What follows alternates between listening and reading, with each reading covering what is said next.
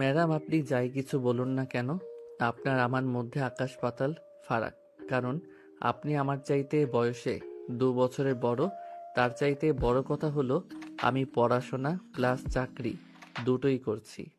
কারণ এই মুহূর্তে আমার নিজের পড়াশোনা চালানোর সামর্থ্য আমার ফ্যামিলির নেই। আর দ্বিতীয়ত, আমার ফ্যামিলির আর্থিক অবস্থা খুবই খারাপ। আমার বাবা খুব অসুস্থ, তাই বাবার চিকিৎসা খরচ থেকে শুরু করে সবকিছুই আমাকে বহন করতে হচ্ছে। আমি তোমার সঙ্গে এ ব্যাপারে পরে কথা বলবো। এখন আমি আগে আব্বুর সঙ্গে কথা বলে আসি। আর আব্বুর কাছে আজ আমি তোমার ব্যাপারেই কথা বলবো। অতঃপর নীলকে আর কোনো কথা বলার সুযোগ না দিয়ে নেহা সেখান থেকে বের হয়ে সোজা তার বাবার কেবিনে চলে গেল আর তার বাবার সঙ্গে কথা বলতে থাকলো।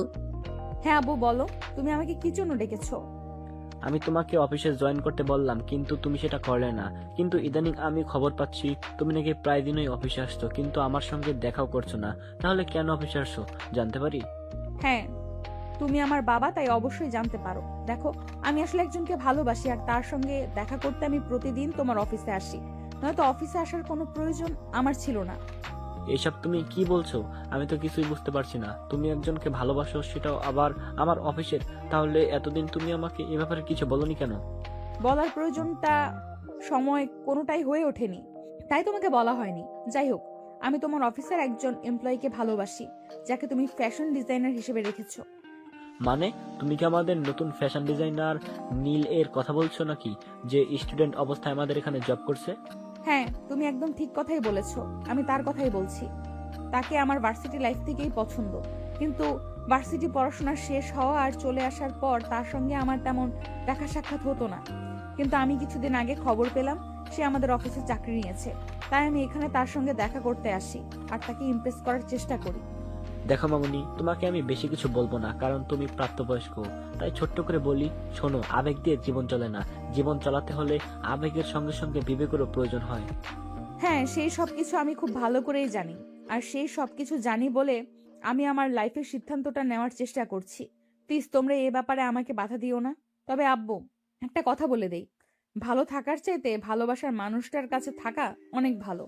আমি জানি না তোমার মাথায় কি চলছে, কিন্তু আমি তোমার এই সম্পর্ক মেনে নিতে পারলাম না।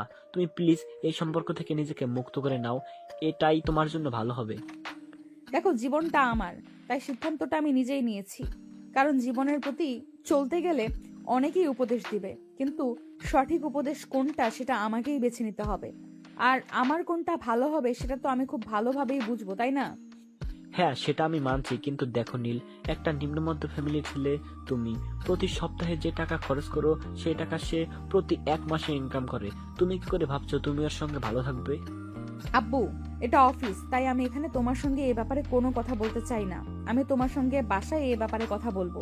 আর হ্যাঁ, তোমাকে আমি একটা কথা পরিষ্কার জানিয়ে দিয়েছি, আমার জীবনে বিয়ে বা এরকম সম্পর্ক যদি কোনোদিন হয়, তাহলে সেটা নীলের সঙ্গেই হবে, বিকজ আই লাভ হিম। এই কথা বলে নেহা সেখান থেকে সোজা বের হয়ে বাসায় চলে আসলো। বাসায় আসতে না আসতেই তার আম্মু তাকে বলল, কি ব্যাপার নেহা, কি হয়েছে? তুমি অফিসে গিয়েছিল, আর তুমি আর কি বিষয় নিয়ে তুমি তোমার বাবার সঙ্গে কথা কাটাকাটি করেছো, বলবে আমায়? আব্বু যদি তোমাকে ফোন করে এই কথাটা বলে থাকে, তাহলে নিশ্চয়ই এটাও বলেছে যে আমি কেন আব্বুর সঙ্গে কথা কাটাকাটি করেছি। তাই আমার মনে হয় এই ব্যাপারে আর নতুন করে বলার কিছুই নেই। তোমাদের সবাইকে আমি স্পষ্ট জানিয়ে দিচ্ছি, বিয়ে করতে হলে আমি নীলকেই করব। আমার জীবনে নীল ছাড়া অন্য কোনো পুরুষ মানুষ কোনো দিনও আসবে না। একটা কাজ করো, তুমি একবার দেশের বাইরে কোথা থেকে ঘুরে আসো, তাহলে তোমার এইসব চিন্তা ভাবনা মাথা থেকে একদম চলে যাবে। তাহলে আর উল্টোপাল্টা চিন্তা করার সময় পাবে না, আর উল্টোপাল্টা চিন্তা করার মানসিকতাও তোমার ভিতরে থাকবে না, চলে যাবে। দেখো, আমি ছোট বাচ্চা নই যে কোনো ভুল সিদ্ধান্ত নিজের জন্য চুজ করব। আমি যথেষ্ট বড় হয়েছি, আর আমার ব্যাপারে আমি সিদ্ধান্ত নিতে পারি। তাই তোমাদের এত মাথা ঘামানোর কিছুই নেই। আমি পরিষ্কার জানিয়ে দিয়েছি, তোমাদের বিয়ে করতে হলে আমি নীলকেই করব। অতঃপর নেহার আম্মু আর নেহাকে কিছুই বলল না। তিনি বুঝতে পারলেন নেহা যখন একবার বলে ফেলেছে তখন এটাই করবে। তাই তিনি মনে মনে চিন্তা করলেন নেহার আব্বু বাড়িতে আসলে ওর আব্বুকে বুঝিয়ে বলে দেখবেন কিছু করা যায় কিনা। রাতের বেলা যখন নেহার আব্বু বাড়িতে আসলো, খাওয়া দাওয়া শেষ হলে বেডরুমে গিয়ে বসলেন। আর তখনই নেহার আম্মু নেহার আব্বুর কাছে গিয়ে বসলো আর বলতে লাগলো। দেখো, আমি তোমাকে কিছু বলতে চাই, প্লিজ তুমি একটু শান্ত মাথায় বোঝার চেষ্টা করো। তোমার যা বলার না হয় পরে বলো। কিছু বলতে চাইলে তাড়াতাড়ি বলো, আমার শরীর খারাপ লাগছে, আমাকে বিশ্রাম নিতে হবে। তুমি সকালবেলা আমাকে যে বিষয়টি নিয়ে বলেছিলে, আমি সেই বিষয়ে তোমার সঙ্গে কথা বলতে চাই। তুমি তো জানোই আমার মেয়েটা ছোটবেলা থেকেই এক কথার মানুষ, তার যখন যেটা মনে হয় সেটাই করে। আর আজকে যখন বাসায় আসলো তখন আমি তাকে এই ব্যাপারে বলেছিলাম যে আমাকে পরিষ্কার জানিয়ে দিয়েছে, আর তার জীবনে যদি কোনো ছেলে মানুষ আসে তাহলে সে নীলকেই বিয়ে করবে, তাছাড়া অন্য কোনো ছেলেকে সে বিয়ে করবে না। দেখো নেহা, ছোট হলেও তুমি কিন্তু ছোট না, তাই তোমাকে বলছি জীবনটা ছেলে খেলা নয়। যেভাবে মন চাইলো সেভাবে কাটিয়ে দিলাম। জীবনটা অনেক বড়, আর জীবনটা চালাতে হলে আবেগ নয় বিবেক দিয়ে চালাতে হয়। সেই সঙ্গে টাকা পয়সা অর্থকড়ি অনেক কিছুর প্রয়োজন হয়। তাই তুমি তোমার মেয়েকে বুঝে বলো এসব চিন্তা ভাবনা মাথা থেকে জেরে ফেলে দিতে, তা না হলে এগুলো নিজের জন্যই অমঙ্গলজনক হবে। আমি বুঝতে পারছি না আমার কোন দিকে যাওয়া উচিত। এদিকে নিজের স্বামী, অন্যদিকে নিজের একমাত্র মেয়ে, দুজনের মধ্যে থেকে কাকে সাপোর্ট করব? যাই হোক, তারপরে আমি তোমাকে বলছি, প্লিজ তুমি নিজের মেয়ের সঙ্গে এরকম করো না। তুমি প্লিজ কোনো কথা না বলে চুপচাপ এখান থেকে চলে যাও। আমি তোমার কাছ থেকে কোনো অ্যাডভাইস নিতে চাই না। আমার যখন যেটা মন চাইবে তখন আমি সেটাই করব। আর নেহাকে তুমি জানিয়ে দিও আমি তার বিয়ের জন্য সম্বন্ধ দেখছি। আমার যে ছেলেকে পছন্দ হবে আমি তার সঙ্গে নেহাকে বিয়ে দেবো। তুমি যদি এই সিদ্ধান্ত নিয়ে থাকো তাহলে আমিও তোমাকে বলছি, তুমি তো আমার মেয়েকে চেনো, সে যদি কিছু বলে তখন সে সেটাই করেছে, কিন্তু অন্য কারো কথা শুনে না। তাই আমি তোমাকে বলছি, এরকম সিদ্ধান্ত নেওয়ার আগে একবার মেয়ের সঙ্গে কথা বলে আলোচনা করে নিও। শোনো, অন্য কোনো ফ্যামিলিতে এসব চললেও আমাদের ফ্যামিলিতে যে এইসব চলে না সেটা তুমি খুব ভালো করেই জানো। কারণ আমি তোমার সঙ্গে 26টা বছর ধরে সংসার করছি। এর মধ্যে কোনোদিনও কি এমন হয়েছে যে তোমার কাছ থেকে অনুমতি নিয়ে আমি কিছু করেছি? তাহলে তুমি এটা ভাবলে কি করে আমি আমাদের মেয়ের কাছ থেকে অনুমতি নিব? ঠিক আছে, তোমাদের যা ভালো মনে হয় তোমরা তাই করো, কিন্তু আমার মনে হচ্ছে তোমরা বাপ মেরে এই বাড়িতে একটা যুদ্ধ ক্ষেত্রে বানিয়ে ছাড়বে। কারণ তোমরা যা শুরু করেছো এরপর তো মাথায় শুধু এইটুকুই আসে। অতঃপর নেহার আম্মু আর কোনো কথা না বাড়িয়ে চুপচাপ বিছানায় শুয়ে ঘুমিয়ে পড়লেন। পরের দিন দুপুরবেলা যখন নেহা দুপুরের খাবার খেতে গেল, তখন তিনি নেহার পাশে বসলেন আর নেহার মাথায় হাত বুলাতে বুলাতে বললেন। নেহা, তুই আমার একমাত্র কলিজা, ছেড়ে ধন, তোকে আমি কিছু বলতে চাই, প্লিজ মা, তুই আমার কথাটা রাখবি, বল। বলো না কি বলবে। দেখ, তোর আর এই নীলের এই সম্পর্ক তোর আব্বু কোনোদিনও মেনে নিবে না, তাই আমি বলি তুই নীলকে ভুলে যা। আর সবচাইতে বড় কথা হলো, নীল তোর চাইতে বয়সে ছোট, এগুলো মানুষ ভালো চোখে দেখে না। তাই আমি তোর মা হিসেবে বলছি, এই সম্পর্ক থেকে নিজেকে গুটিয়ে নিয়ে। তোমার কি মাথা খারাপ হয়েছে নাকি? আমি সেটাই বুঝতে পারছি না। তুমি আমার মা, তুমি খুব ভালো করেই জানো আমি যখন কোনো সিদ্ধান্ত নেই তখন সেখান থেকে আমাকে কেউ পিছু হটাতে পারে না। আর এখন কিনা আমি একজনকে ভালোবেসেছি, সেখান থেকে কেউ আমাকে পিছু হটাবে? এটা জাস্ট ইম্পসিবল। তোমরা যদি আমার পাশে নাও থাকো তাও আমার নীলকেই লাগবে, অন্য কাউকে নয়। প্লিজ লক্ষ্মী মেয়ে, আমার একটু বোঝার চেষ্টা কর, তোর আব্বু এই সম্পর্ক কোনোদিনও মেনে নিবি না। তাই কে অযথাই নিজেকে কষ্ট দিবি? কারণ আমি তাকে ভালোবাসি। আমার ভালোবাসার মানুষকে পাওয়ার জন্য প্রয়োজন হলে আমি তোমাদের কেউ ছেড়ে চলে যাব। নেহার আম্মু তখন কি করবে কিছুই বুঝতে পারছেন না। একদিকে তার মেয়ে, অন্যদিকে স্বামী, দুজনেই সমান জেদি। কেউ কারোর জেদের কাছে কখনোই হার মানতে চায় না। তাহলে এখন কি হবে? চলুন ভিউয়ার্স, কথা না বাড়িয়ে দেখা যাক কি হয়। পরের দিন সকালবেলা ঘুম থেকে উঠে নেহা তার আব্বুকে বাসায় দেখতে পেল না। তাই সে বাসা থেকে বের হয়ে সোজা অফিসে চলে গেল, তার বাবার সঙ্গে কথা বলার জন্য অফিসের কেবিনের সামনে দাঁড়িয়ে। May I come in? হ্যাঁ, ভেতরে এসো। হঠাৎ তুমি কি মনে করে আমার অফিসে কোনো দরকার পড়লো নাকি? হ্যাঁ, তোমার সঙ্গে দরকার পড়লো তাই তো তোমার সঙ্গে দেখা করতে আসলাম। আমি তোমাকে কিছু বলতে চাই। হ্যাঁ বলো না, তুমি আমাকে কি বলতে চাও? আমি তোমার সিদ্ধান্ত মেনে নিতে পারলাম না, কারণ জীবনটা আমার। জীবনের সমস্ত সমস্যাগুলোর সম্মুখীন আমাকে হতে হবে, তখন কিন্তু আমি কাউকে পাশে পাবো না। তাই আমার ভালো থাকা, মন্দ থাকা, ভালো লাগা, মন্দ লাগার বিষয়গুলোকে আমি ভেবে নিতে চাই। আমাকে ভেবে নিতে দাও। মানে তুমি কি বলতে চাইছো? আমি কিছুই বুঝতে পারছি না। তুমি ওই থার্ড ক্লাস মার্কা ছেলেটাকে বিয়ে করতে চাও? এটা আমি কোনোদিনও মেনে নিব না। কারণ তুমি আমার সন্তান, তোমার সমস্ত ব্যাপারে সিদ্ধান্ত নেওয়ার অধিকার আমার রয়েছে। বাবা হিসেবে যদি আমার সমস্ত বিষয়ে সিদ্ধান্ত নেওয়ার অধিকার তোমার থেকে থাকে, আমি মেয়ে হিসেবে তোমাকে বলছি আমি অ্যাডাল্ট। আমার নিজের ব্যাপারে নিজের সিদ্ধান্ত নেওয়ার বয়স হয়েছে। তাই তুমি আমাকে কোনো প্রকার বিরক্ত করো না। আমি আবার নিজের ভালোবাসার মানুষকে ভালোবেসে আপন করে নিতে চাই, এতে আমি তোমার কোনো কথাই শুনবো না। তাহলে শুনে রাখো, আমি আমার সমস্ত সম্পত্তি থেকে তোমাকে বঞ্চিত করব। আমি আমার সমস্ত সম্পদ যে কোনো অনাথ আশ্রম বা কোনো স্বেচ্ছাসেবী ফাউন্ডেশনের নামে লিখে দেবো। তখন কিন্তু তুমি আমাকে কোনো বাধা দিতে পারবে না। শোনো, তোমার সম্পদের উপর কোনো লোভ আমার নেই, কারণ ভালোবাসার মানুষের সঙ্গে মানুষের কাজ কমাতে হবে। বসবাস করতে পারে, একবেলা না খেয়েও থাকতে পারে। তাই আমি তোমার এইসব কথা কোনোভাবেই নিজের সিদ্ধান্ত থেকে পিছপা হব না। আমি কিন্তু শেষবারের মতো বলছি, আমি কিন্তু তোমাকে ত্যায্য পুত্র করব। তখন কিন্তু আমার কোনো কিছুর উপর তোমার কোনো অধিকার থাকবে না। তুমি আরো একবার ভেবে নাও। আমি বললাম তো, আমার ভাবা চিন্তা শেষ। আমি আর কোনো কিছু চিন্তা ভাবনা করতে চাই না। আমি যেটা সিদ্ধান্ত নেওয়ার আমি নিয়ে নিয়েছি। এখন তুমি কি করবে সেটা একান্তই তোমার ব্যাপার। আমি তোমাকে এই ব্যাপারে কিছুই বলবো না। তবে আমি নীলকে ভালোবাসি আর নীলকেই বিয়ে করব। এই ব্যাপারে যদি কেউ আমাকে বাধা প্রদান করে, তাহলে আমি তার কোনো বাধা মানব না। এরপর নেহা তার আব্বুকে আর কোনো কথা বলার সুযোগ না দিয়ে তার আব্বুর কেবিন থেকে বের হয়ে সোজা বাসায় চলে গেল। বাসায় যেতেই তার আম্মু তাকে বলল, ব্যাপার নিয়ে, হ্যাঁ তোমার আব্বু ফোন করেছিল, তুমি নাকি অফিসে গিয়েছিলে, তুমি কি বলছো তোমার আব্বুকে? আব্বু যখন তোমাকে ফোন করেছে তাহলে নিশ্চয়ই সবকিছু বলেছে। তাহলে তুমি তারপরও আমাকে কেন জিজ্ঞেস করছো? আমি তো জানি তুমি সবকিছুই জানো, আমাকে প্রশ্ন করার তো কোনো প্রয়োজন নেই।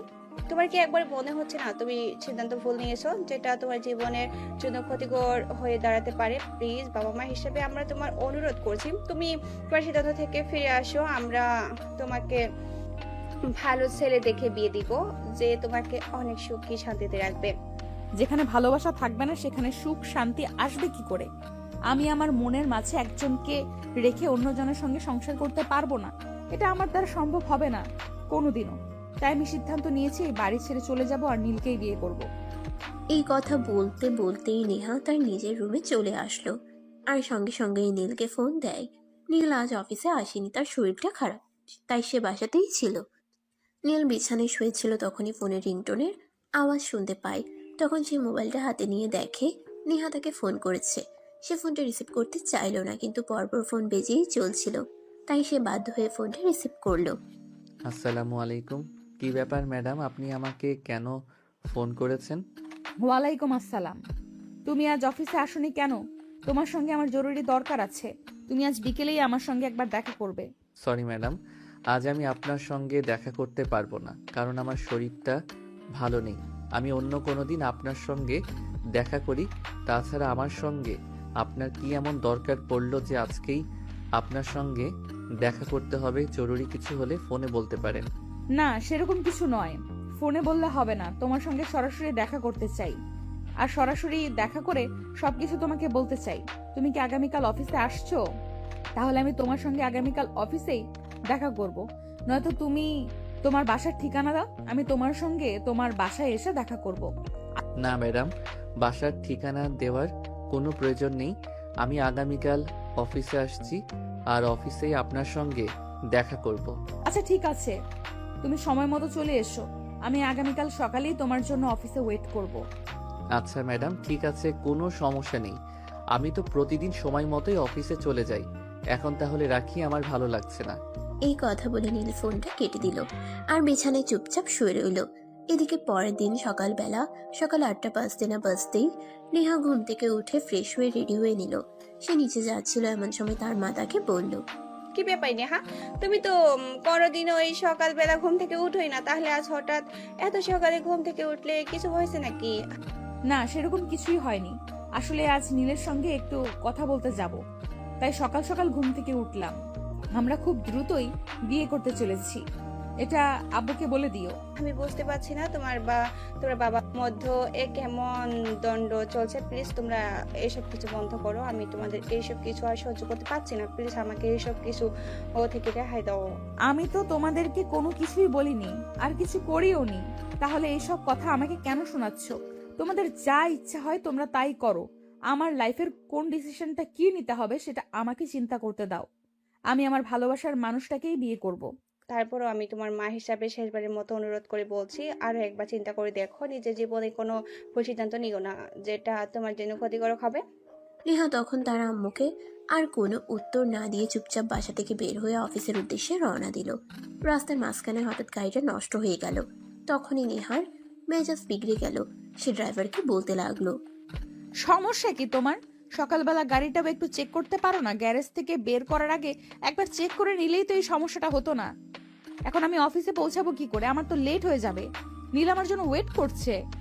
সমস্যা নেই ম্যাডাম, আপনি 5 মিনিট বসুন, আমি দেখছি কি করা যায়। চিন্তা নেই, আমি সময় মতো আপনাকে পৌঁছে দেব। এখন ফালতু কথা বলে টাইম ওয়েস্ট না করে কি করা যায় সেটাই দেখো।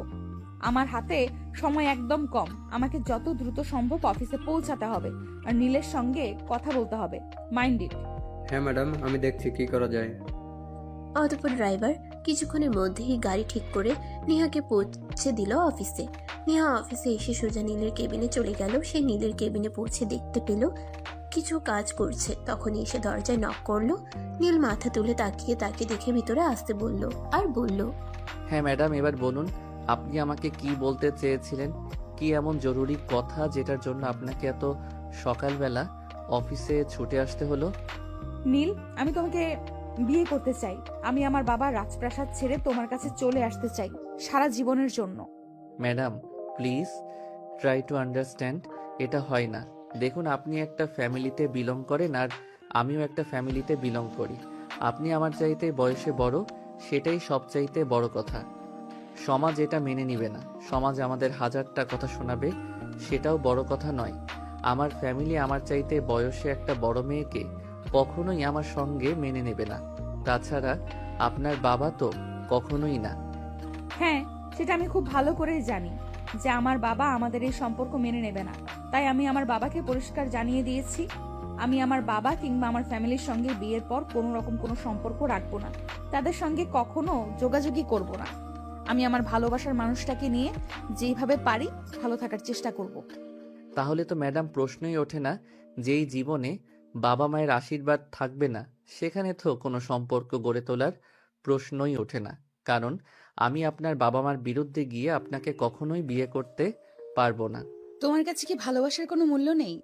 আমি তোমাকে ভালোবাসি, সেটা তুমি কেন বুঝতে পারছো না? তোমাকে ছাড়া অন্য কাউকে বিয়ে করা আমার পক্ষে কখনোই সম্ভব না। তাই তো আমি আমার বাবাকে পরিষ্কার জানিয়ে দিয়েছি, বিয়ে করতে হলে আমি তোমাকেই করব, অন্য কাউকে না। না হলে জীবনে একা থেকে যাব। I am sorry to say madam, আপনার বাবা মায়ের মনে কষ্ট দিয়ে আমি আপনাকে কোনোদিনই বিয়ে করতে পারবো না। তাই বলছি, প্লিজ আপনি আমাকে আপনার মনের মনি কোঠা থেকে সরিয়ে দেন। কারণ যে এই সম্পর্ক কোনোদিনও পরিপূর্ণতা পাবে না, সেই সম্পর্কে নিজেকে জড়িয়ে রেখে অযথাই কষ্ট দেওয়ার কোনো কারণ নেই। তার মানে তুমি আমাকে এটা পরিষ্কার করে বলে দিচ্ছ যে তুমি আমাকে কোনোদিনই বিয়ে করবে না, তোমার ভালোবাসাকে স্বীকৃতি দেবে না? না ম্যাডাম, এটা আমার পক্ষে কোনোভাবেই সম্ভব নয়। কারণ আপনার বাবা তো কোনোদিনই মেনে নেবে না, আমার বাবা মাও কোনোদিনও মেনে নেবে কিনা তারও কোনো গ্যারান্টি নেই। I am so sorry. Neha কি করবে কিছুই বুঝতে পারছিল না। যেই ভালোবাসার মানুষটাকে পাওয়ার জন্য সে তার বাপের সঙ্গে এত কিছু করলো, আর সেই মানুষটাই কি না তাকে দূরে সরিয়ে দিচ্ছে। এই সব কিছু ভাবতে পারছে না, তার মাথা খারাপ লাগছে। তাই সে নীলকে বলে, ঠিক আছে, সমস্যা নেই। যেখানে আমার ভালোবাসার মানুষটাকে পাবো না, সেখানে সেই না পাওয়া মানুষটা আমার চোখের সামনে ঘুরঘুর করুক, সেটাও আমি সহ্য করতে পারবো না। তুমি আজকেই আমাদের অফিস থেকে চাকরি ছেড়ে চলে যাবে। আমি তোমাকে আগামী 3 মাসের অ্যাডভান্স বেতন দিয়ে দেব। আর এই 3 মাসের মধ্যে নিশ্চয়ই তুমি কোথাও একটা চাকরি পেয়ে যাবে। আর আগামী কাল থেকে আমি অফিসে জয়েন করব। ম্যাডাম প্লিজ, আপনি আমার সঙ্গে এরকমটা করবেন না, এভাবে বদলা নিবেন না। দেখুন, যেটা হওয়ার নয় সেটা আমরা কোনোদিনই সম্ভব করতে পারবো না। কিন্তু চাকরিটা চলে গেলে আমাকে অনেকটা বেকায়দায় পড়ে যেতে হবে। Please madam, try to understand. আমি কোনো কিছু বুঝতে চাই না, যেটা বলার তোমাকে বলে দিয়েছি। এই নাও, এখানে পুরো 90,000 টাকা আছে, তোমার 3 মাসের স্যালারি। আজ, এখন এবং এই মুহূর্তে তুমি আমাদের অফিস থেকে বের হয়ে যাবে। আমি আগামীকাল থেকেই অফিসের নতুন এমডি হিসেবে জয়েন করছি। নেহার এই কথা শুনে নীল কি করবে কিছুই বুঝতে পারছে না। একদিকে তো নেহাকে তার বিয়ে করা কোনোভাবেই সম্ভব নয়, কারণ নেহা তার চাইতে বয়সে বড়। তাই তার পরিবার মেনে নিবে কি নেবে না সে ব্যাপারে যথেষ্ট সন্দেহ রয়েছে। আর এদিকে নেহার বাবা কোনোভাবেই নেহাকে নীলের হাতে তুলে দেবে না। তাই নীল চুপচাপ বসে থেকে চিন্তা করতে থাকে কি করবে। তখনই হঠাৎই নেহা চিৎকার দিয়ে বলে ওঠে। কি ব্যাপার, কি হলো? আমি তোমাকে কি বলেছি তুমি কি শুনতে পাওনি? তুমি এক্ষুনি আমার চোখের সামনে থেকে বিদায় হও। আর এই অফিসে কোনোদিনও তোমার ছায়া আমি দেখতে চাই না। ঠিক আছে ম্যাডাম, কোনো সমস্যা নেই। আমাকে এভাবে বিপদে ফেলবেন সেটা আমি কোনোদিনও ভাবতে পারিনি। পড়াশোনা আর চাকরি দুটোই একসঙ্গে করছিলাম, আর তখনই আমার জীবনে এরকম একটা ঝড় আসতে হলো। যাই হোক, সমস্যা নেই, আল্লাহ সহায়। এত কথা কেন বলছো তুমি? আমি তো সেটাই বুঝতে পারছি না। চুপচাপ এখনই এই অফিস থেকে বের হয়ে চলে যাও। আমি তোমাকে নেক্সট টাইম আর 1 সেকেন্ডের জন্য এই অফিসে দেখতে চাই না। এই কথা বলে নেহা নীলের কেবিন থেকে বের হয়ে সোজা বাসায় চলে গেল। এদিকে নীল কিছুক্ষণ পর তার বসের কেবিনে গেল। আসসালামু আলাইকুম বস, আমি আপনাকে কিছু বলতে চাই। ওয়ালাইকুম আসসালাম। হ্যাঁ বলো না, তুমি আমাকে কি বলতে চাও? দেখুন, আমি আপনাদের অফিসে চাকরি নিয়েছিলাম চাকরিটা করবার জন্যই, কিন্তু চাকরিটা আমার আর করা হয়ে উঠলো না। আমি আগামীকাল থেকে অফিসে আসবো না। কিন্তু কেন হঠাৎ তুমি এরকম সিদ্ধান্ত নিলে? কেন অফিসে না আসার কারণটা কি আমি জানতে পারি? কারণ তুমি অফিসে যখন তাকে নিয়েছিলে তখন তুমি আমাকে বলেছিলে তুমি একটা সরকারি চাকরি পাওয়ার আগ পর্যন্ত এখানে চাকরি করবে, কারণ এই মুহূর্তে টাকা পয়সার তোমার খুবই প্রয়োজন।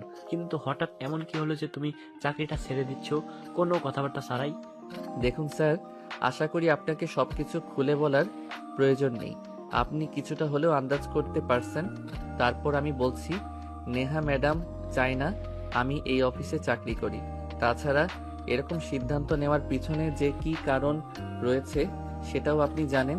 আর উনি আমাকে 3 মাসের স্যালারি অ্যাডভান্স করে দিয়েছেন, তাই আমি আর আগামীকাল থেকে অফিসে আসবো না। নেহা ম্যাডাম চান না আমি এই অফিসে চাকরি করি, তাই আমি চলে যাচ্ছি। আমি তোমাকে কিছুই বলবো না, কারণ আমার মনে হয় তুমি যে সিদ্ধান্তটা নিয়েছো সেটা একদমই উত্তম সিদ্ধান্ত। কারণ শোনো, কোথায় তুমি আর কোথায় আমার মেয়ে? তুমি যে টাকা 1 মাসের স্যালারি পাও সেই টাকা দিয়ে আমার মেয়ের 1 সপ্তাহের খরচও চলে না। তাই তাকে বিয়ে করা বা ভালোবাসার প্রলোভ বন্ধ দেখানো থেকে বিরত থাকাই ভালো। কারণ কারণ আমার মেয়েটাকে ছোটবেলা থেকে আমি আমার সর্বস্ব দিয়ে বড় করেছি। আমি চাই আমার মেয়ে আমার পছন্দ মতো কাউকে বিয়ে করুক, আর তুমি হয় তোমার লেভেলের কাউকে বিয়ে করে নিও। বিয়ে শাদী জীবনে আদৌ করবো কিনা সে ব্যাপারেও যথেষ্ট সন্দেহ রয়েছে, কারণ বিয়ে আর প্রেম প্রেম এসব নিয়ে কোনো আগ্রহ আমার কোনোদিন ছিল না। ভবিষ্যতে হবে কিনা সেটাও জানি না। যাই হোক, এত কথা তো আপনাকে বলে লাভ নেই, আমি আসছি। জীবনে যদি কখনো প্রয়োজন মনে হয় আমার লাইফে কোনো মেয়ে মানুষের প্রয়োজন আছে, তাহলে তো বিয়েটা করব, না হলে তো চিরকাল একাই কাটিয়ে দেব। আসসালামু আলাইকুম। এই কথা বলে নীল সেখান থেকে বের হয়ে চলে গেল। এদিকে নেহা বাসায় এসে তার আম্মুকে বলে। আম্মু, তোমাদের চিন্তা করার কোনো কারণ নেই, কারণ যেই মানুষটাকে আমি ভালোবেসে বিয়ে করতে চেয়েছিলাম সেই মানুষটাই আমাকে চাইলো না। তাই আমি সিদ্ধান্ত নিয়েছি আমি আর এই ব্যাপারে কোনো কথা বলবো না, আর আমার জীবনে কোনোদিন বিয়ে করব না। কারণ আমার ভালোবাসার মানুষটাকে যেখানে পেলাম না সেখানে বিয়ে করে কি লাভ? ভালো তো জীবনে একজনকেই বাসা যায়, তাহলে কেন অযথাই আরেকটা মানুষের সঙ্গে নিজের জীবনটাকে জড়াবো? জীবনটা আবেগ দিয়ে চলে না রে মা। জীবনের পথে চলতে হলে কাউকে না কাউকে প্রয়োজন হয়, সেটা জানি না। দেখ, নিজের সঙ্গে তোর কি হয়েছে সেটা আমি জানি না, তবে আমি মা হিসেবে তোকে সাজেস্ট করব কয়েকটা দিন সময় নিয়ে দেখবে, এমনিতেই সব ঠিক হয়ে যাবে, সবকিছু ভুলে যাবি, আর জীবনে কেউ আসলে জীবনটা পরিপূর্ণ হয়ে যাবে। মুখে কোনো উত্তর না দিয়ে নিজের রুমে চলে যায়। অপরদিকে নীল বাড়িতে আসে আর তার মায়ের হাতে টাকাগুলো তুলে দেয়। তার মা এতগুলো টাকা দেখে তাকে বলে। কি ব্যাপার নীল, কি হলো? এতগুলো টাকা তুই কোথায় পেলি? আম্মু, অফিস থেকে আমাকে বের করে দেওয়া হয়েছে 3 মাসের স্যালারি দিয়ে। আমাকে এখন অন্যত্র চাকরি খুঁজতে হবে। এসব তুই কি বলছিস বাবা? এই তো কয়েক মাস হলো তুই এই কোম্পানিতে চাকরি নিয়েছিস, ভালোই বেতন পাস, নিজের পড়াশোনা আর সংসার খরচ সবটাই চালাতে পারছিস, তাহলে এখন হঠাৎ করে কি হলো বল আমাকে শুনি। আম্মু, সেরকম কোনো ব্যাপার নয়, আর যেটা হয়েছে সেটা তোমার সঙ্গে শেয়ার করার মতো নয়। যাই হোক, চিন্তা করো না, এই 3 মাসের মধ্যে নিশ্চয়ই একটা চাকরি পেয়ে যাব। আর একটা চাকরি পেয়ে গেলে তো আর আমাদের কোনো চিন্তা থাকবে না। তাছাড়া এখানে তো পুরো 3 মাসের স্যালারি মানে 90,000 টাকা আছে। সেটা দিয়ে এই কয়দিন আমার পড়াশোনা, রিমির পড়াশোনা আর তোমার চিকিৎসার খরচ চালাতে পারবো। ঠিক আছে বাবা, তুই যেটা ভালো মনে করিস সেটাই কর। আমি জোর করে তোর উপর কোনো কিছু চাপিয়ে দিব না, আর চাপিয়ে দিতে চাইও না। আমি এখন দুপুরের খাবার খাইনি। আমার মন কেন জানি বলছিল আজ দুপুরের খাবার সময় হওয়ার আগেই তুই বাসায় চলে আসবি, আর সেটাই হলো। তাই বলছি তাড়াতাড়ি দুজনে একসাথে আজ দুপুরের খাবার খাবো। আচ্ছা ঠিক আছে, কোনো সমস্যা নেই, তুমি একটু ওয়েট করো, আমি এক্ষুনি হাত মুখ ধুয়ে ফ্রেশ হয়ে আসছি। এই কথা বলে নীল ওয়াশরুমে চলে গেল ফ্রেশ হয়ে আসার জন্য। কিছুক্ষণ পর সে আর তার মা দুপুরের খাবার খেয়ে নিল। বিকেল 3টা নাগাদ রিমি বাসায় আসলো। সচরাচর সে এই টাইমে তার ভাইয়াকে বাসায় দেখে না, তাই সে তার ভাইয়াকে বলে, কি রে, কি ব্যাপার ভাইয়া? তোর কি শরীর খারাপ নাকি? তোকে তো এই সময়ে বাসায় পাওয়াই যায় না, আজ বাসায় কেন? কই না তো, আমার শরীর খারাপ হতে যাবে কেন? এমনিতেই আজ ভালো লাগছে না, তাই অফিস থেকে চলে এসেছি। তোর পড়াশোনা কেমন চলছে সেটাই আগে বল। আজ বিকেলে কিন্তু আমি তোকে পড়তে বসাবো, তারপর দেখবো কলেজে গিয়ে শুধু পড়াশোনা করিস নাকি অন্য কিছু করিস। আরে ভাইয়া, আমি বুঝি না সবসময় তোর মাথায় শুধু উল্টোপাল্টা চিন্তা কেন ঘুরে। আমি তোকে কলেজে পড়াশোনা করবার জন্য যাই, অন্য কিছু তো করতে যাই না। তাহলে তুই আমাকে এরকম ফালতু মার্কা কথাবার্তা কেন শোনাচ্ছিস বল?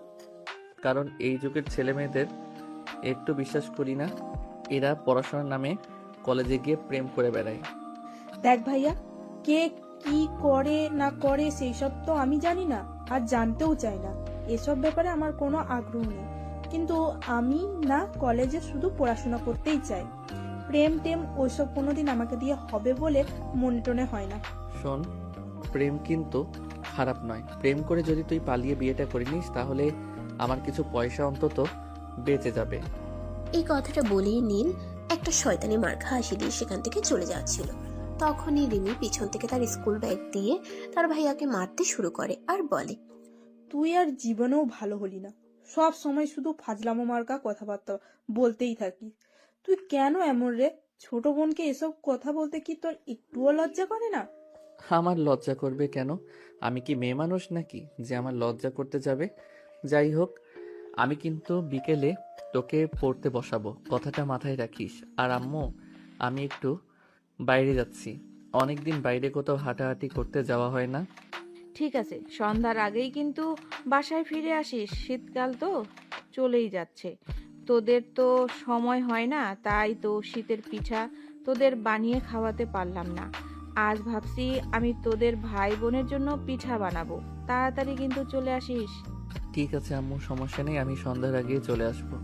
অতঃপর নীল জামা কাপড় চেঞ্জ করে বাসার বাইরে চলে গেল। তার বন্ধুকে ফোন দিয়ে নদীর পাড়ে আসতে বলল। সে নদীর পাড়ে পৌঁছানোর আগে দেখতে পেল তার বন্ধু হৃদয় সেখানে তার জন্য অনেকক্ষণ আগে থেকেই অপেক্ষা করছে। কি ব্যাপার দোস্ত, তোকে তো অনেকদিন কোনো খোঁজই পাওয়া যায় না। আজ হঠাৎ কি এমন হলো যে তুই নিজের থেকেই ফোন করে আমার সঙ্গে দেখা করতে বললি? আরে বেটা বস না, তোর সঙ্গে আগে একটু গল্প করি, তারপর না হয় ওইসব ব্যাপারে বলা যাবে। তারপর বল, তোর দিনকাল কেমন যাচ্ছে? এই তো আলহামদুলিল্লাহ, আল্লাহর রহমতে ভালোই যাচ্ছে। রিমির সঙ্গে তো আজ দুপুরে দেখা হয়েছিল। সে যখন কলেজ থেকে বাসায় ফিরছিল, রিমির কাছে তোর ব্যাপারে জিজ্ঞেস করেছিলাম। রিমি বলল তুই চাকরি আর পড়াশোনা নিয়ে খুবই ব্যস্ত আছিস, বাইরে আসার মতো সময় নাকি তোর হয়ে ওঠে না। তাহলে আজ কিভাবে সময় পেলে সেটাই তো খুব জানতে ইচ্ছা করছে। অতঃপর নীল হৃদয়কে সবকিছুই খুলে বলল। সবকিছু শুনে হৃদয় নীলকে বলল, দূর বেটা, তুই একটা বোকা। সুযোগে কেউ হাতছাড়া করে? তোর অফিসের এমডির একমাত্র মেয়ে তোকে বিয়ে করতে চাইলো আর তুই তাকে রিজেক্ট করে দিলি। আমি হলে তোর সঙ্গে সঙ্গে বিয়েটা করে নিতাম। তুই এরকম কেন রে? আরে শালা, তুই বোঝার চেষ্টা কর, সে আমাদের অফিসের এমডির একমাত্র মেয়ে, তার উপর সবচাইতে বড় কথা হলো আমি তার চাইতে বয়সে ছোট। সে আমার থেকে 3 বছরের বড়। আমি কি করে তাকে বিয়েটা করি বল আমাকে? আজকাল না বয়স এইসব কিছুই ম্যাটার করে না। তুই না দীপিকা পাদুকোনকে তো চিনিস? তার জামাই তার থেকে কত বছরের ছোট সেটা তুই জানিস? আমি বাইরে কেন যাচ্ছি, তুই বাংলাদেশেই তাকিয়ে দেখ। আমাদের দেশের কত কত ছেলেরা তাদের চাইতে বয়সে বড় মেয়েকে বিয়ে করতেছে, এমনকি কলেজের টিচারকেও বিয়ে করতেছে। তাহলে কেন তুই তোর অফিসের এমডির মেয়েকে বিয়ে করতে পারবি না? শোন, এখানে আমার একা মতামত দিয়ে কিছুই হবে না। নেহার আব্বু আম্মু মানে আমার অফিসের এমডি স্যার আর ওনার স্ত্রী, ওনারাও এই সম্পর্ক কোনোদিনও মেনে নিবেন না। তাছাড়া নেহার আব্বু অলরেডি নেহার জন্য পাত্র ঠিক করে রেখেছে। যেখানে আমি নুন খেয়েছি সেখানে তো আমি নেমোখারামি করতে পারতাম না। আচ্ছা ভাই, ঠিক আছে, সে না হয় বুঝতে পেরেছি, কিন্তু এখন কি করবি? তোর পরিবারে তো তুই ছাড়া উপার্জন সক্ষম কোনো ব্যক্তি নেই। তুই যদি ইনকাম না করিস তাহলে তোর সংসার চলবে কি করে? আর তোর পড়াশোনায় বা কি করে চলবে? তাছাড়া তোর একটা ছোট বোন আছে, তাকে পড়াশোনা করানোর থেকে শুরু করে বিয়ে পর্যন্ত তোকেই দিতে হবে। তুই ছাড়া তো এ ব্যাপারে তোকে সাহায্য করার মতো কেউ নেই। আর সবচাইতে বড় কথা হলো তোর মার অসুস্থ। তা তুই ইনকাম না করতে পারিস তাহলে তুই তোর মাকে ভালো রাখবি কি করে? হ্যাঁ, এসব কিছুই তো চিন্তা করছি, তবে নেহা ম্যাডাম একটা কাজ খুবই ভালো করেছেন। উনি আমাকে অফিস থেকে বের করে দেওয়ার আগে আমাকে 3 মাসের স্যালারি অ্যাডভান্স করে দিয়েছেন। যাই হোক, আল্লাহ নিশ্চয়ই কিছু না কিছু একটা ব্যবস্থা করবে আমার জন্য। হ্যাঁ, সেটাই তো। অবশ্যই বান্দার অসুবিধায় আর কেউ পাশে থাকুক বা না থাকুক, আল্লাহ পাক রব্বুল আলামিন ঠিকই আমাদের পাশে থাকেন। যাই হোক, চিন্তা করিস না, আল্লাহ যা করে ভালোর জন্যই করে নিশ্চয়ই। আল্লাহ পাক রব্বুল আলামিন তোর জন্য ভালো কিছু রেখেছেন। এখন চল বাসার দিকে যাওয়া যাক। হ্যাঁ তাই চল, কিন্তু তুই আজ আমার বাড়িতে চল। আমার মা বলেছে আজ আমাদের জন্য শীতের পিঠা বানাবে। তুইও আমাদের সঙ্গে পিঠা খাবি। সবাই মিলে একসঙ্গে বসে পিঠা খাবার মজাই আলাদা। হ্যাঁ, সেটা একদম তুই ঠিক বলেছিস। তাছাড়া আন্টি অনেক ভালো পিঠা বানাতে পারে। আন্টির হাতে পিঠা খেতে আমার দারুণ লাগে। আর তুই যখন বলেছিস তখন তাহলে যাওয়াই যেতেই পারে। এই কথা বলে নীল আর হৃদয় দুজনেই বাড়ির পথ ধরে হাঁটছিল। তখনই হঠাৎ রাস্তার সাইডে একটা বড় গাড়ি দাঁড়িয়ে থাকতে দেখলো তারা দুজনে। গাড়ির ভিতর থেকে গুঙানির শব্দ আসছিল। নীল আর হৃদয় কিছুই বুঝতে পারছিল না, তাই একে অপরের দিকে মুখ চাওয়াচাওয়ি করছিল। তখনই হৃদয় সাহস করে বলল, দেখ, আমার মনে হয় গাড়ির ভিতরে কোনো সমস্যা হয়েছে। যা হয় সেটা দেখা যাবে। এটা তো আমাদেরই এলাকা। তাছাড়া আমার বড় ভাই এই এলাকার মেম্বার। কোনো সমস্যা হলে সেটা আমার বাড়ির সামলে নেবে। কিন্তু এখন চল একবার গাড়ির ভিতরে দেখি কি হয়েছে তা আসলে। এমনিতেই কত প্রবলেমের মধ্যে আছি, তারপরেও যদি নতুন সমস্যায় পড়ি তাহলে কি হবে?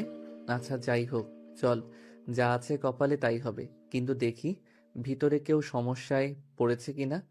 এই কথা বলে নীল আর হৃদয় দুজনে খুবই সতর্কভাবে গাড়ির দরজা খুলল। ভিতরে দেখতে পেল একজন বয়স্ক লোক শ্বাসকষ্টে ভুগছে। নিঃশ্বাস নিতে খুবই কষ্ট হচ্ছে। তখন হৃদয় আর নীল 7-5 চিন্তা না করেই ওই লোকটাকে নিয়ে পাশেই একটা হসপিটালে চলে গেল। ওনাকে সেখানে ট্রিটমেন্ট করানো হলো। তখনই হৃদয়ের বাসা থেকে ফোন আসলো, হৃদয়কে এক্ষুনি বাসায় যেতে হবে। তাই হৃদয় সেখান থেকে চলে গেল আর নীল ওই লোকটার পাশে বসে রইল। লোকটা যখন সুস্থ হলো তখন নীলকে বলল, বাবা, কে তুমি? তুমি আমার জীবন বাঁচিয়েছো। বলো, কি তোমার পরিচয়? আঙ্কেল, আমি নীল। আমরা রাস্তার পাশে বসে গল্প করছিলাম, তখনই দেখতে পেলাম আপনার গাড়িটার ভিতর থেকে ঘুমানোর শব্দ আসছিল। সেটা দেখে আমরা এগিয়ে গিয়ে আপনাকে এই অবস্থায় দেখতে পাই। আপনার শ্বাসকষ্টের সমস্যা আছে, তাহলে ঔষধ সবসময় আপনার সঙ্গে রাখেন না কেন? বাবা, বয়স হয়েছে তো, তাই সবকিছু সামলে উঠতে পারি না। অফিসের একটা কাজ শেষ করেই ফিরছিলাম, তখন হঠাৎ শ্বাসকষ্টটা বেড়ে যায়। মনে মনে ভাবলাম গাড়িটা আর চালাতে পারবো না, তাই গাড়িটা সাইড করলাম। আল্লাহ অবশেষে রহমতে তুমি আমাকে হসপিটালে নিয়ে এসেছো, তা না হলে তো আজ মরেই যেতাম। কিন্তু আঙ্কেল, আপনি কেন গাড়ি চালাচ্ছিলেন? আপনার ড্রাইভার নেই? ড্রাইভার তো আছে, সে একটু জরুরি কাজে তার বাড়িতে গেছে। তাই ভাবছিলাম আমি আজ নিজে গাড়িটা চালিয়ে অফিস থেকে বাড়িতে চলে আসব, কিন্তু সে আর হলো না। মাঝ রাস্তায় আসতেই এরকম একটা পরিস্থিতিতে পড়তে হলো। যাই হোক বাবা, তোমাকে অনেক ধন্যবাদ। তুমি না থাকলে যে আমার আজ কি অবস্থা হতো সেটা হয়তো আল্লাহ ভালো জানে। আঙ্কেল, আল্লাহ যখন কোনো মানুষকে বিপদে ফেলান তখন তাকে উদ্ধার করার জন্য কাউকে না কাউকে তো নিশ্চয়ই পাঠান। যাই হোক আঙ্কেল, আপনার বাড়ির কারো নাম্বার দেওয়া যাবে? আমি ফোন করে ওনাদের জানিয়ে দিতাম, ওনারা আপনাকে বাসায় নিয়ে যেতেন। বাবা, বাসায় তুমি কাকে ফোন করবে? আমার স্ত্রীও অসুস্থ, সে তো আর আমাকে নিতে আসবে না। তুমি যদি একটু কষ্ট করে আমাকে বাসা পর্যন্ত পৌঁছে দিতে তাহলে খুবই ভালো হতো। আঙ্কেল, আপনার ছেলে মেয়ে নেই? ওদের কারো নাম্বার দিন, আমি ওদের ফোন করি। সন্তানের কথা মনে করে আর কষ্ট দিও না বাবা। আমার কোনো সন্তান নেই। আমি আর আমার স্ত্রী অনেক চেষ্টা করেছি সন্তান নেওয়ার জন্য, কিন্তু আল্লাহ পাক রাব্বুল আলামিন আমাদের দিকে মুখ তুলে তাকালেননি, যার ফলস্বরূপ আমরা এখনো সন্তানের মুখ দেখতে পারিনি। যাই হোক বাবা, আমি তোমার ফ্যামিলির বিষয়ে জিজ্ঞেস করছিলাম, তুমি তো কিছুই বললে না আমাকে। আঙ্কেল, আমার বাবা নেই। বাবা মারা গেছেন প্রায় 10 বছর মতো। এই কয়দিন আমার মা আমাদের সংসার সামলাতেন, কিন্তু ইদানিং আমার মাও অসুস্থ হয়ে পড়েছেন। আমি এই বছর অনার্স সেকেন্ড ইয়ারে পড়াশোনা করছি, আর সেই সঙ্গে একটা কোম্পানিতে চাকরি করে সংসারের খরচ আর মায়ের ওষুধের খরচ, সেই সঙ্গে আমাদের 2 ভাই বোনের পড়াশোনার খরচও চালাতাম। কিন্তু আজকেই আমাকে চাকরিটা হারাতে হয়েছে। কি বলো তুমি, এত কষ্টের জীবন তোমার? আচ্ছা ঠিক আছে, তুমি আমাকে আমার বাসায় নিয়ে চলো, আমি একটু সুস্থ হই, তারপর তোমার ব্যাপারে চিন্তা করছি। নীল তখন আশরাফ সাহেবকে নিয়ে ওনার বাসায় চলে গেল, আর ওনাকে বাসায় পৌঁছে দিয়ে ওনার কাছ থেকে বিদায় নিয়ে বাসায় চলে আসলো। আর আসার সময় ওনার স্ত্রীর কাছ থেকে ওনাদের বাসার টেলিফোন নাম্বারটা নিয়ে আসলো খোঁজখবর নেওয়ার জন্য। এদিকে নীল বাসায় আস্তে আস্তে রাত প্রায় 11টার মতো বেজে গেল।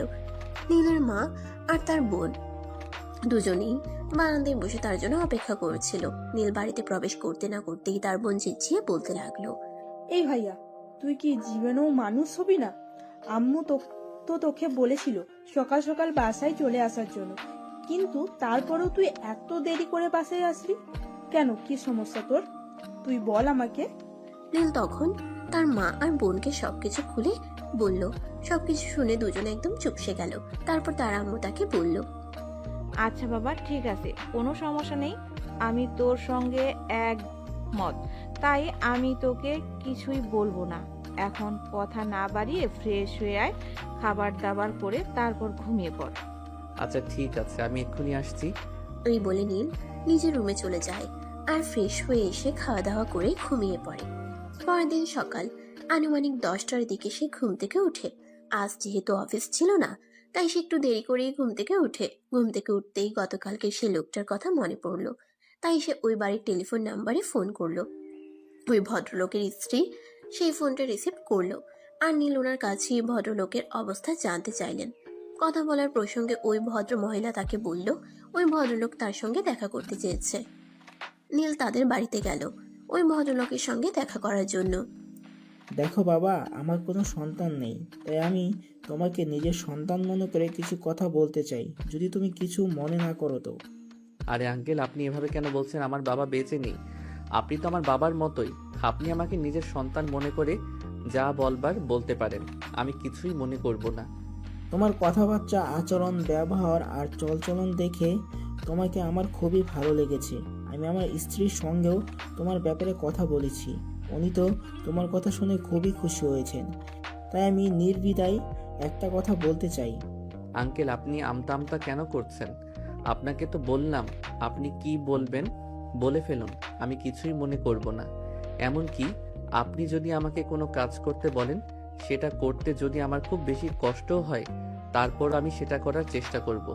হাজার হোক, আপনি আমার বাবার বয়সী একজন বলে কথা, আর আমার বাবাও বেঁচে নেই, তাই আপনি আমাকে কিছু করতে বললে আমি অবশ্যই সেটা করব।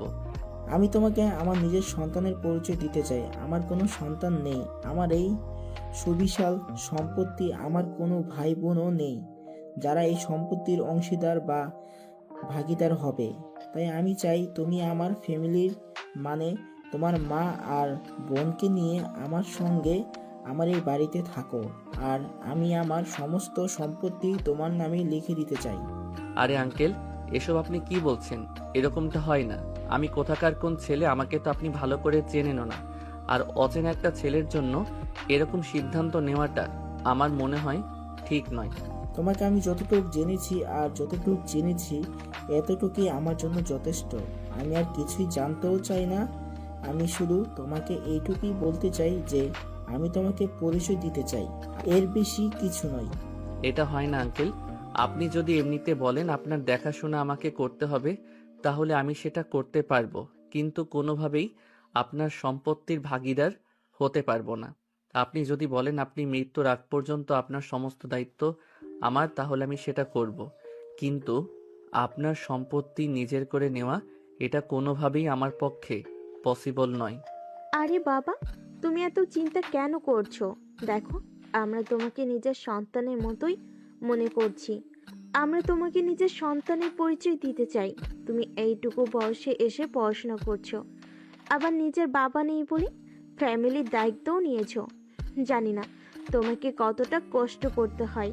আর এইদিকে আমাদের এত এত বিশাল সম্পত্তি, যার কোনো উত্তরাধিকার নেই, যেটা আমরা মরে যাওয়ার পর কোনো স্বেচ্ছাসেবী ফাউন্ডেশন বা সরকারের অধীনস্থ হয়ে যাবে। তারপরেও আন্টি এরকমটা হয় না। বাবা, আমরা তোমার কাছ থেকে আর কোনো কথাই শুনতে চাই না। তুমি এক্ষুনি বাড়িতে যাবে আর তোমার আম্মুকে আমার সঙ্গে কথা বলাবে, আর তারপর তাদেরকে নিয়ে আগামীকালকেই আমার বাসায় চলে আসবে। আমরা আজকেই উকিলের সঙ্গে কথা বলে রাখবো, আর কাল তুমি আসার পরে আমাদের সমস্ত জায়গার সম্পত্তি, ব্যাংক ব্যালেন্স যা আছে সব কিছু তোমার নামে করে দেব। হে বাবা, তুমি আজকে তোমার মায়ের সঙ্গে আমাকে কথা বলাবে, আর তারপর আগামীকাল সকালেই ওনাদের নিয়ে আমার বাসায় চলে আসবে, আর তারপর থেকে এসব কিছুই তোমার থাকবে। তুমি শুধু আমাদের এই দুই বুড়া বুড়ির দেখাশোনার দায়িত্বটা নিলেই হবে। অতঃপর নীল তাদের সঙ্গে আরো কিছুক্ষণ গল্প গুজব করে তাদের কাছ থেকে বিদায় নিয়ে বাসায় চলে আসলো। আর সে বাসায় এসে তার আম্মুকে সবকিছুই খুলে বলল। তার আম্মু প্রথমে কিছুতেই রাজি হচ্ছিল না। আচ্ছা ঠিক আছে, আপনারা যখন এত করে বলছেন তাহলে আমি আর আপত্তি কেন করব? এমনিতেও আমার ছেলে মেয়ে দুটো বাবার খুবই অভাব ফিল করে। চিন্তা নেই ভাবি, আমি আপনার ছেলে মেয়ে দুটোকেই কোনো দিনও বাবার অভাব বুঝতে দেব না। যতদিন বেঁচে আছি ততদিন আমি ওদেরকে সন্তানের স্নেহ দিয়েই বাঁচিয়ে রাখবো। আপনি রাজি হওয়ার জন্য অসংখ্য ধন্যবাদ আপনাকে। নিজের স্বামীর ভিটে বাড়ি ছেড়ে চলে যেতে অবশেষে যখন আশরাফ সাহেব আর ওনার স্ত্রী নীলের আম্মুর সঙ্গে কথা বলেন, ওনাদের কথাবার্তা শুনে নীলের আম্মু রাজি হলেন এই ব্যাপারে। অতঃপর পরদিন সকালবেলা নীল তাদের জিনিসপত্র গুছিয়ে আশরাফ সাহেবের বাড়িতে চলে যায়। সেখানে গিয়ে তারা খাওয়া দাওয়া করে গল্পগুজব করছিল। তখন সাহেব চলে আসলেন আর সমস্ত লেখাপড়ার কাজ শেষ করে আশরাফ সাহেব ওই কাগজে সাইন করলেন আর সেটা নীলের হাতে তুলে দিয়ে বললেন, এই নাও আমার সমস্ত সম্পত্তি, ব্যাংক ব্যালেন্স যা কিছু আছে সব কিছুর ডকুমেন্টস, আজ থেকে সব কিছুই তোমার। তুমি শুধু এই বুড়ো বুড়ির দুটোর দায়িত্ব নিও। শুধু এই বয়সে এসে সন্তানের অভাবটা পূরণ করে দিও, বাস এইটুকুই চাওয়া তোমার কাছে। বাবা, আপনি যা করেছেন তা কোনোদিন ভুলবার নয়। আমি সারা জীবন পরিশ্রম করলেও হয়তো এর অর্ধেকটা সম্পত্তিও কামাতে পারতাম না, কিন্তু আপনি আপনার সারা জীবনের পরিশ্রম আমার হাতে এভাবে তুলে দিয়েছেন। জানি না কোন মানুষ কোনোদিন এটা করবে কিনা, তারপর আপনি যেটা করেছেন নির্দ্বিধায় একটি মহৎ কাজ। আল্লাহ আপনাকে বেহেশতবাসী করুক। সারাটা জীবন শুধু সন্তান সন্তান করেই গেলাম, আল্লাহ পাক একবারও আমাদের এদিকে মুখ তুলে চাইলেন না, আমাদেরকে মা বাবা ডাকারও সুযোগটা দিলেন না। এখন যেহেতু তুমি আমাকে বাবা ডেকেছো, তাহলে আমি তোমার জন্য এইটুকু করতে পারবো না? আমি আমার সন্তানের কাছ থেকে বাবা ডাক শোনার জন্য সব কিছুই করতে পারি। আমি তো তোমাকে আমার সমস্ত সম্পত্তি লিখে দিয়েছি। এখন যদি আমাকে বলো আমাকে বাবা ডাক শোনার জন্য বিনিময়ে তুমি আমার জীবনটাও নিয়ে নিতে চাও, তাহলে আমি তোমাকে সেটাও দিয়ে দেব। আমি দুইবার চিন্তা করব না। অতঃপর আশরাফ সাহেব ওনার স্ত্রী নীল আর তার পরিবার নিয়ে একই বাড়িতে বসবাস করতে লাগলো। আর আশরাফ সাহেবের সমস্ত সম্পত্তি নীল দেখাশোনা করত, কারণ এই মুহূর্তে তো সবকিছুই তারই ছিল। তারপর চলে গেল 2 বছর। এতদিনে নীল নেহাকে প্রায় ভুলেই গিয়েছে। আজ তাকে অফিসের একটা কাজ, একজনের সঙ্গে মিটিং করতে যেতে হবে। তাই সে সকালবেলা ঘুম থেকে উঠেই ফ্রেশ হয়ে রেডি হয়ে নিল। নাস্তার টেবিলে নাস্তা করতে যেতেই রিমি তাকে বলল, কি ব্যাপার ভাইয়া, বিষয়টা কি? কিছু তো বুঝতে পারলাম না। আজ হঠাৎ তুই এত সাজুগুজু করে কোথায় যাচ্ছিস? তোর গার্লফ্রেন্ডের সাথে দেখা করতে নাকি? একদম ফাইজলামো করবি না, একটা চর মেরে তোর সব কয়টা দাঁত ফেলে দিব বলে দিলাম। আমার গার্লফ্রেন্ড আসলো কোথা থেকে? এখনো পর্যন্ত কেউ কোনোদিন শুনেছিস রাতের বেলা জেগে জেগে ফোনে কারোর সঙ্গে কথা বলছি?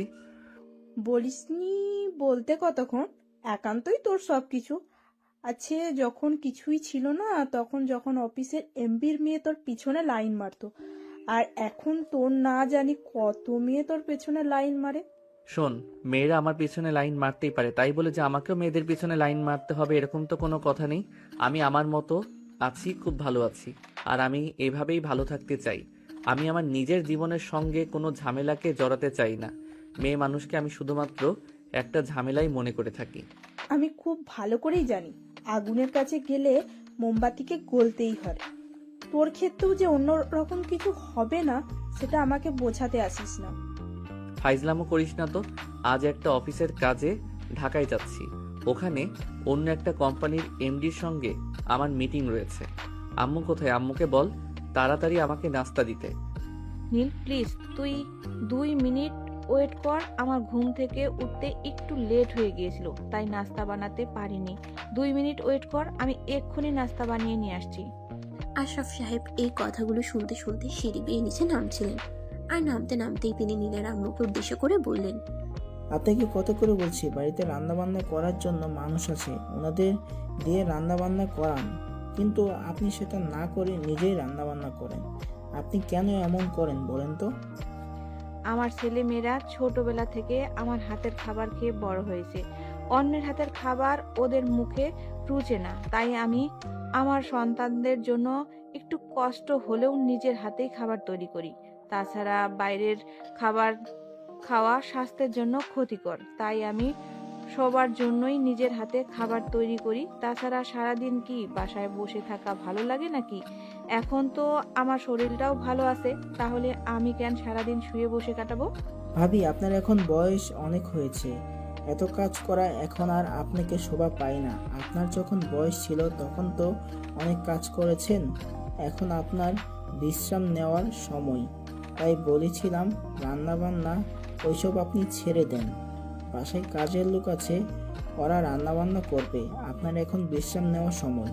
না ভাই সাহেব, আমি যতদিন সুস্থ আছি, যতদিন আমি করে খাওয়াতে পারি, ততদিন আপনাদেরকে আর আমার 2 সন্তানকে নিজের হাতেই রান্না করে খাওয়াবো। তারপর যেদিন না পারি তখন থেকে না হয় কাজের লোকের হাতের রান্না খাওয়া যাবে। আম্মু, এবার কথা শেষ করে আমাকে নাস্তাটা দাও। আমার লেট হয়ে যাবে। খাবার না খেয়ে যদি চলে যায় তখন তো আবার তোমার হাজারটা কথা শুনতে হবে। সেই সব কিছু থেকে তো রেহাই পাওয়ার কোনো উপায় নেই। তুই 2 মিনিট বস, আমি বলছি তো, আমি খাবারটা নিয়ে আসছি। এই কথা বলতে বলতে নীলের আম্মু নীলের জন্য নাস্তা তৈরি করে নিল, নীলকে দিয়ে দিল। নীল খাবার খাচ্ছে। অপরদিকে নেহা অফিস থেকে তার প্রয়োজনীয় কিছু ডকুমেন্টস নিয়ে বের হয়েছে। তাকেও আজ একজনের সঙ্গে মিটিংয়ে যেতে হবে, নতুন কোম্পানির সঙ্গে এগ্রিমেন্ট করতে যাচ্ছে। তাই তো একটু সকাল সকাল অফিসে চলে এসে নিজের কাজের সমস্ত ডকুমেন্টস নিয়ে নিয়েছে।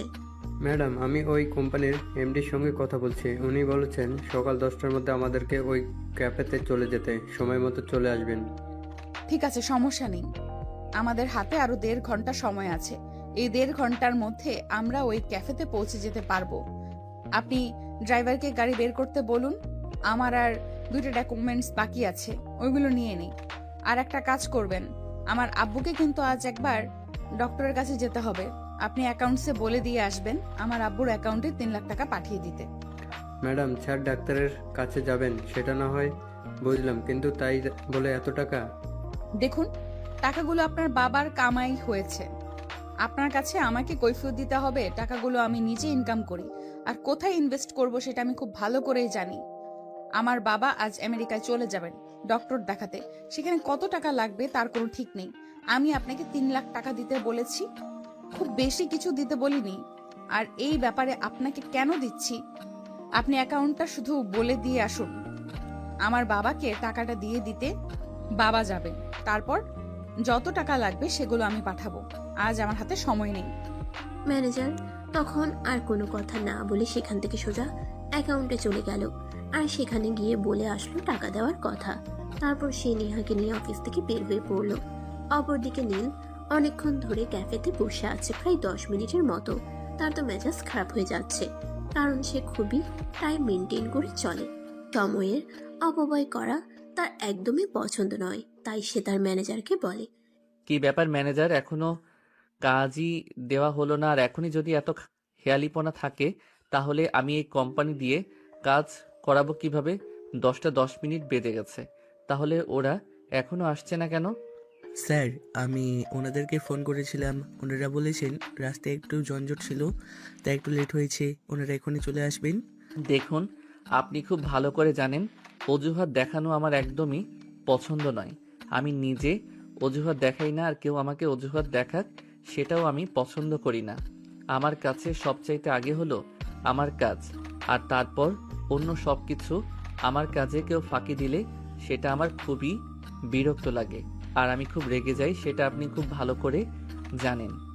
স্যার, আমি ওনাদেরকে এই ব্যাপারে ইনফর্ম করেছি। ওনারা বলেছেন এখনই চলে আসবেন। রাস্তায় জঞ্জাট না হলে সময় মতো চলে আসতে পারতেন। ঠিক আছে, তবে যদি আমার কাজের কোনো দরকার হয় তাহলে কিন্তু আমি ওই কোম্পানির সঙ্গে আর কোনো এগ্রিমেন্ট করব না। এটাই কিন্তু লাস্ট হবে, এটা আপনি ওদেরকে বলে দেবেন। আমার কাছে প্রতিটা সেকেন্ড, প্রতিটা মিনিটের মূল্য অনেক অনেক বেশি। এদিকে দেখতে দেখতেই নেহা সেখানে এসে পৌঁছালো। নীল মাথায় একটা ক্যাপ আর চোখে সানগ্লাস পরেছিল, তাই নেহা তাকে প্রথম দেখাতে চিনতে না পেরে সালাম দিয়ে জিজ্ঞাসা করলো, আসসালামু আলাইকুম। I am sorry to say, রাস্তায় প্রচুর জ্যাম ছিল, তাই আসতে একটু লেট হয়ে গেল। Please don't mind. দেখুন, সময়ের অপব্যয় করা আমার একদমই পছন্দ নয়। আমি সময়কে খুব মূল্য দিয়ে থাকি, যার কারণে আমি আমার কোম্পানিকে এতদূর পর্যন্ত নিয়ে আসতে পেরেছি। যাই হোক, আপনাদের কাজের কিছু নমুনা আমাকে দেখান, আর তারপর আমি সিদ্ধান্ত নেই কাজটা আমি আদৌ আপনাদের দেব কি দেব না। নেহা তখন কিছু কাগজ নীলের দিকে এগিয়ে দিল, যেগুলোতে তাদের কোম্পানির প্রোডাক্টের পিকচার দেওয়া ছিল। নীল সেগুলো দেখলো, আর তারপর নেহার দিকে তাকিয়ে সে একদম অবাকের চূড়ান্ত সীমানায় পৌঁছে গেল। এতদিন পর সে নেহাকে নিজের চোখের সামনে দেখতে পাবে, এটা সে কল্পনাও করেনি। তাই সে সেখান থেকে উঠে দাঁড়িয়ে গেল, আর নিজের চোখ থেকে চশমাটা সরিয়ে বলল, আপনি এখানে? আমারও তো সেই একই প্রশ্ন, তুমি এখানে কি করে? তোমার তো অর্থ সম্পদ বলতে কোনো কিছুই ছিল না, তাহলে এত বড় কোম্পানির মালিক হলে কি করে? আমি তো জানতাম এই কোম্পানির মালিক অন্য কেউ। সরি ম্যাডাম, আপনি ভুল জানতেন। এই কোম্পানিটা আমার, এবং এই কোম্পানির একমাত্র মালিক আমি। এই কোম্পানির আর কোনো উত্তরাধিকারী নেই। ঠিক আছে, তাহলে তো আর আমি এই অর্ডারটা পাচ্ছি না, আসি তাহলে। এই বলে কোনো উত্তরের অপেক্ষা না করে নেহা সেখান থেকে চলে গেল। নীল চুপচাপ সেখানে বসে রইল। তখনই তার ম্যানেজার তাকে জিজ্ঞাসা করলো, কি ব্যাপার স্যার, কি হলো? বিষয়টাই তো কিছুই বুঝতে পারলাম না। ম্যাডাম আপনার সঙ্গে কোনো কথা না বলেই এখান থেকে চলে গেলেন। আমরা কি এই কোম্পানিকে কোনো অর্ডার দেব না? অর্ডার দেব, তবে আজ নয়। আমি আগামীকাল ওই ম্যাডামের কোম্পানিতে যাব, আর ওখানে বসেই ম্যাডামের সঙ্গে এগ্রিমেন্ট করব।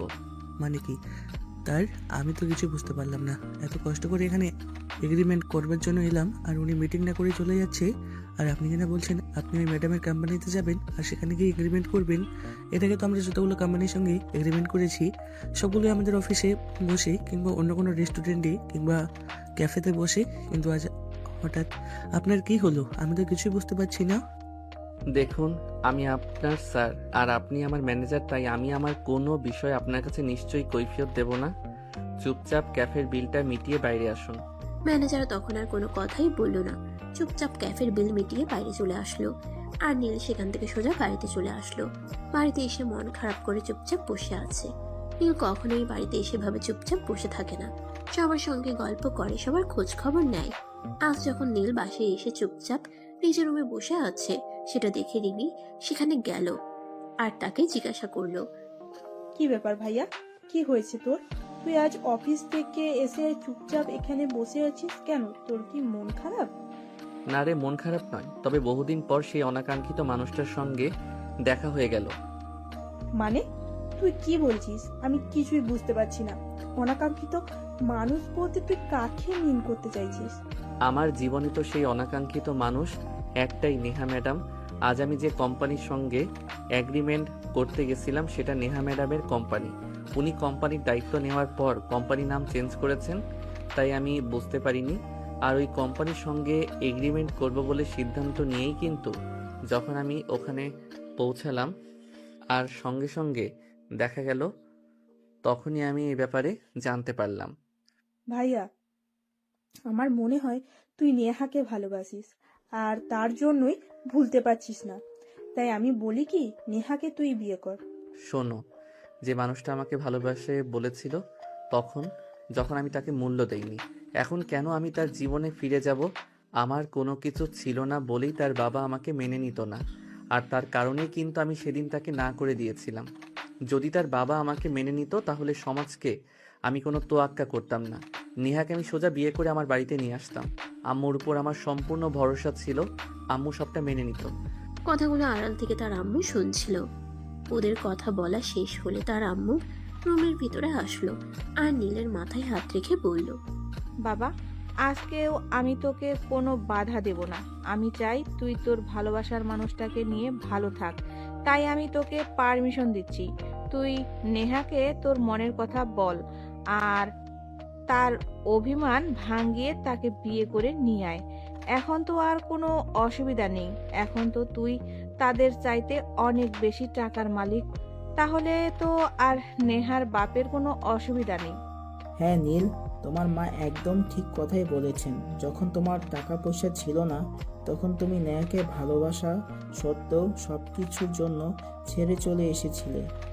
আর এখন যেহেতু তোমার সব কিছুই আছে, তাই আমি চাইবো তোমার ভালোবাসার মানুষটাকে নিজের করে নাও, কারণ ভালোবাসা ছাড়া জীবন অপূর্ণ। সবটাই বুঝতে পারলাম, কিন্তু নেহা কি আজও আমার জন্য অপেক্ষা করছে? আমার তো সেটা মনে হয় না, কারণ একটা মেয়ে কোনো দিন একটা ছেলের জন্য এতদিন অপেক্ষা করবে না। সে নিশ্চয়ই বিয়ে শাদী করেছে, হাজবেন্ড, সন্তান সব কিছুই হয়তো আছে। সেটা তো তুই একদম ঠিক কথাই বলেছিস, কিন্তু সেটা জানার জন্য তোকে আগে নেহার সঙ্গে দেখা করতে হবে আর তার সঙ্গে কথা বলতে হবে। তার সঙ্গে কথা বলে যদি তুই নিশ্চিন্ত হোস যে সে এখনো বিয়ে করেনি আর তোর জন্য অপেক্ষা করছে, তাহলে তুই তোর মনের কথাটা তাকে বলবি আর তাকে বিয়ে করে আমাদের বাড়িতে নিয়ে আসবি।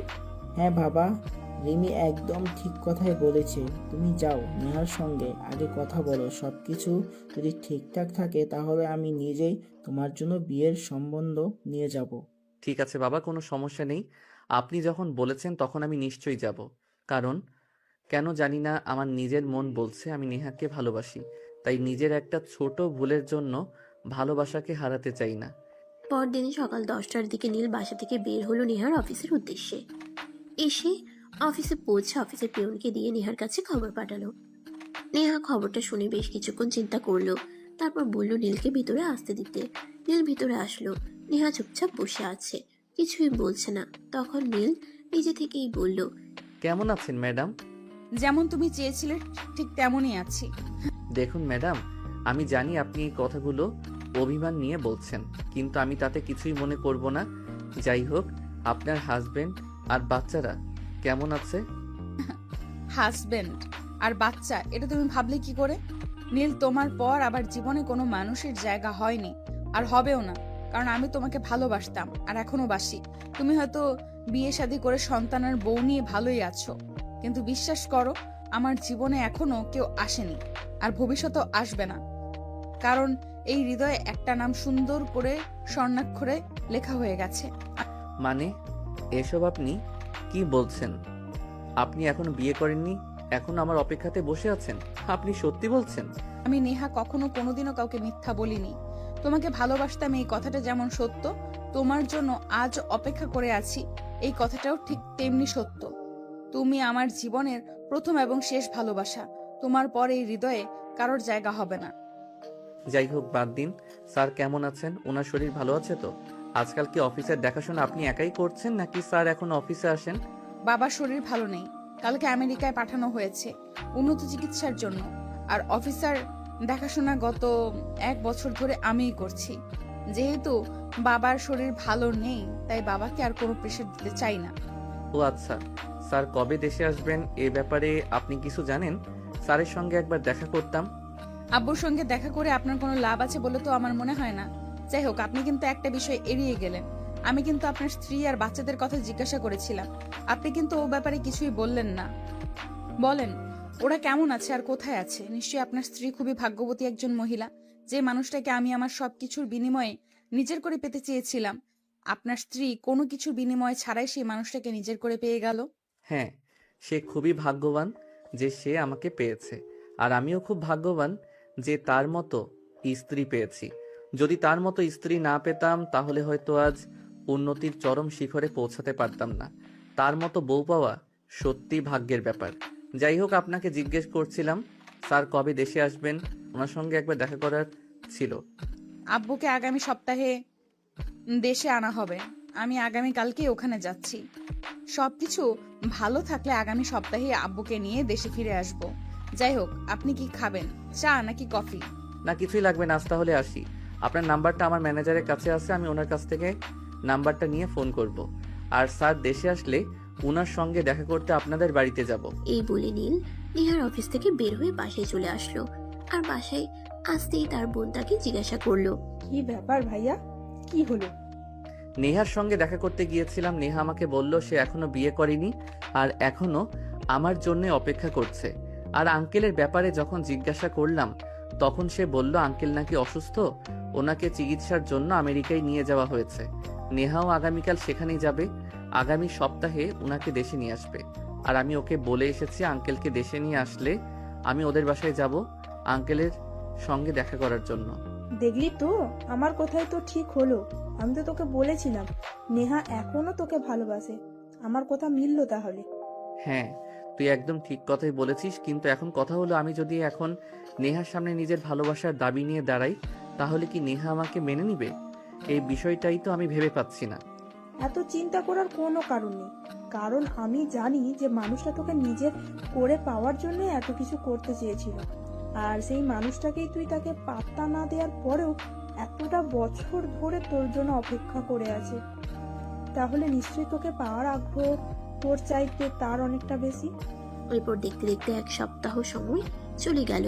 নীল তার ম্যানেজারের কাছ থেকে নেহার নাম্বার নিয়ে নেহাকে ফোন করে জানতে পারলো সে তার বাবাকে নিয়ে দেশে এসেছে।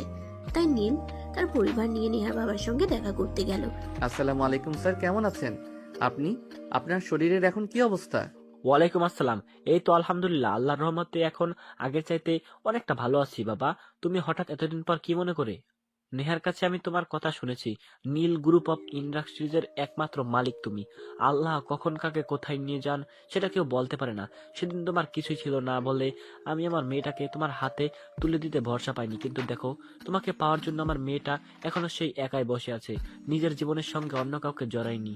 আমরা অনেক চেষ্টা করেছি তাকে বিয়ে দেওয়ার জন্য, কিন্তু সে কোনোভাবেই রাজি হয়নি।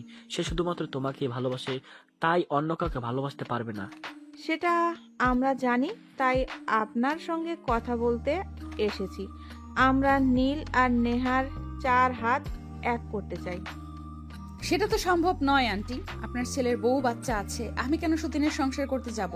যে মানুষটাকে ভালোবেসে আমি আমার করে পেতে পারিনি সেই মানুষটা অন্য একজনের হয়ে গেছে। এখন আমি তাকে তার কাছ থেকে কেড়ে আনবো, এটা আমার পক্ষে সম্ভব নয় আন্টি। তোমাকে কে বলছে নীল বিয়ে করেছে? সে তোমাকে মিথ্যা কথা বলেছিল। নীল এখনো বিয়ে করেনি। তুমি যেমন তাকে ভালোবাসো সেও তেমন তোমাকে ভালোবাসে। আমরা কয়েকবার তাকে বিয়ের কথা বলেছি, সে বারবারই আমাদের বলে গেছে এখনো তার বিয়ের সময় হয়নি। কিন্তু সে যে এখনো মনে মনে তোমাকেই খুঁজে, সেটা কিন্তু আমাদের বলেনি। তার মানে নীল আমাকে মিথ্যা কথা বলেছিল। যাই হোক, তারপরও আমি আপনাদের ছেলের চাইতে বয়সে বড়। আমাদের এই সম্পর্ক সমাজ মেনে নেবে না। আমাকে বিয়ে করলে আপনার ছেলে সমাজে মুক্ত থাকতে পারবে না। তাই আমি চাই না আমার জন্য কারো সমাজে মানহানি হোক। নেহা, তখন আমার কিছুই ছিল না, আজ আমার সব কিছুই আছে। টাকার কাছে মান সম্মান খুবই তুচ্ছ বিষয়। আর আমার এত পরিমাণ টাকা আছে যে কোনো মানুষ আমার চোখের দিকে তাকিয়ে কথা বলার সাহস পাবে না এখন।